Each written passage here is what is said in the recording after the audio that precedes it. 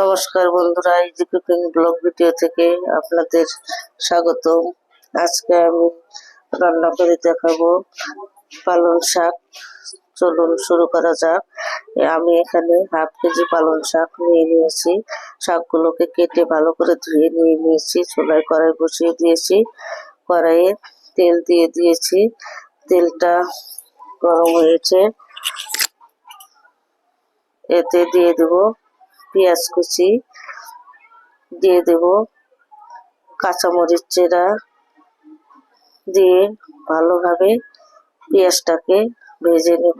পেঁয়াজটা লাল লাল করে ভেজে নিয়েছি। এখন দিয়ে দেব পালং শাকগুলো। পালং শাক দিয়ে একটু নেড়ে ছেড়ে নেব। বন্ধুরা, অনেকে ভাপিয়ে নিতে পারেন। আমি পালং শাক ভাপিয়ে নিলেই আমি ধুয়ে নিয়েছি।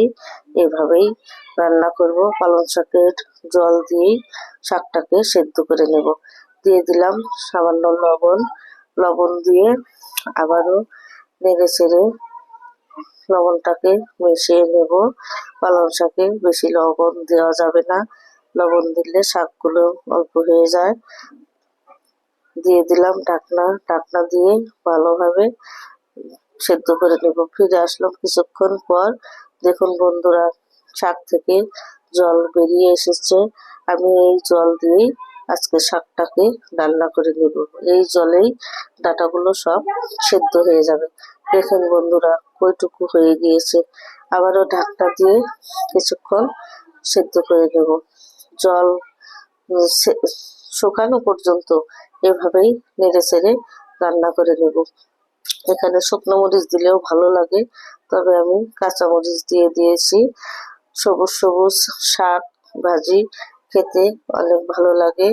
আপনাদের কেমন লাগে জানি না, তবে আমার কাছে পালং শাক ভাজিটা অনেক ভালো লাগে। আর আমার ঘরে বাচ্চা আছে, বাচ্চাটা পালং শাক খেতে অনেকই পছন্দ করে। তাই আমি প্রায়ই পালং শাক এরকম ভাজি বা ছোট মাছ দিয়ে তরকারি রান্না করে দিয়ে থাকি।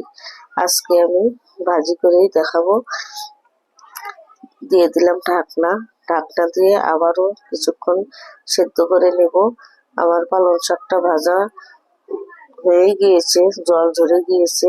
আর পালং শাকে তেলটা একটু বেশি দিতে হয়। যে কোনো শাকের তেলটা একটু বেশি দিতে হয়, তাহলে শাকটা খেতে অনেক ভালো লাগে।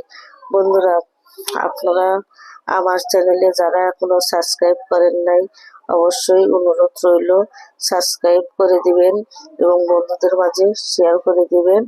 আর আপনারা আমাকে অবশ্যই সহযোগিতা করে এগিয়ে নিয়ে যাবেন।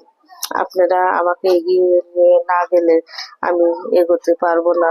আপনাদের কাছে অনুরোধ রইল আপনারা বন্ধুদের মাঝে শেয়ার করে দিবেন এবং আমার পুরো ভিডিওগুলো দেখবেন। দেখুন বন্ধুরা, হাফ কেজি শাক নিয়ে নিয়েছি।